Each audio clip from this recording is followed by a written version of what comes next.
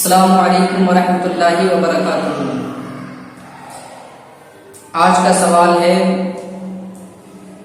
कि क्या अगर कोई नमाज पढ़ रहा है, नमाज पढ़ने की हालत में सर से टोपी गिर जाए तब क्या करें?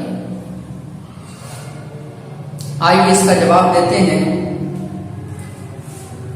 अल जवाब बिआउनिल मलिकिल वहाब। अगर नमाज पढ़ने की हालत में टोपी गिर जाए तब क्या करना है?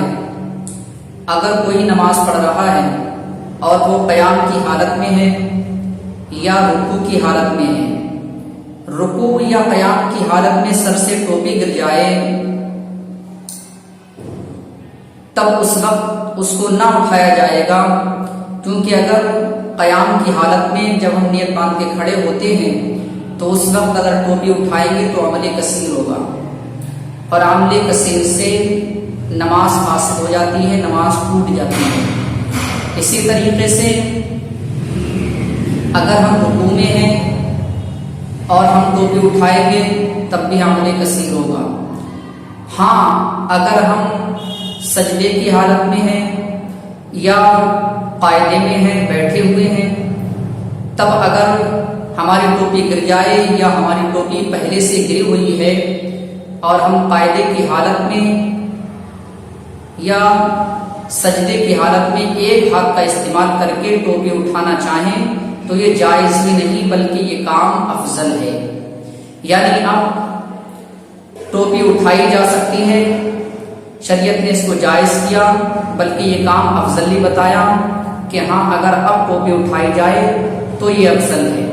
लेकिन ये उस सूरत में है जब किसी नमाज पढ़ने वाले की टोपी एक बार सर से गिरे, ठीक है, तब ये बेहतर है। अगर बार बार सर से टोपी गिर रही हो नमाज में तो ना उठाना बेहतर है, क्योंकि बार बार उठाने की वजह से अमले कसीर हो जाएगा और अमले कसीर से नमाज फासिद हो जाएगी, टूट जाएगी। अब सवाल ये उठता है क्या बगैर टोपी के हम नमाज पढ़ें? तो हम आपको बता दें कि बगैर टोपी के नमाज हो जाती है, क्योंकि टोपी लगाना न फर्ज है, टोपी लगाना न वाजिब है, टोपी लगाना न शर्त है।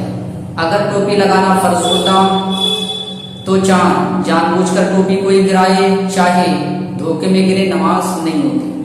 अगर टोपी लगाना वाजिब होता तो धोखे में अगर टोपी गिरती तो नमाज मकरूह तहरीमी वाजिबुल इआदा होती, या तो सजदे साफ करना पड़ता।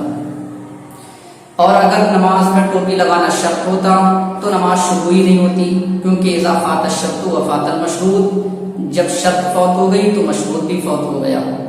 ठीक है, इसीलिए अब अगर बार बार आपके सर से टोपी गिर रही है तो उसे गिरा रहने दें और नमाज में टोपी बार बार गिरी टोपी को ना उठाएं, आपकी नमाज हो जाएगी।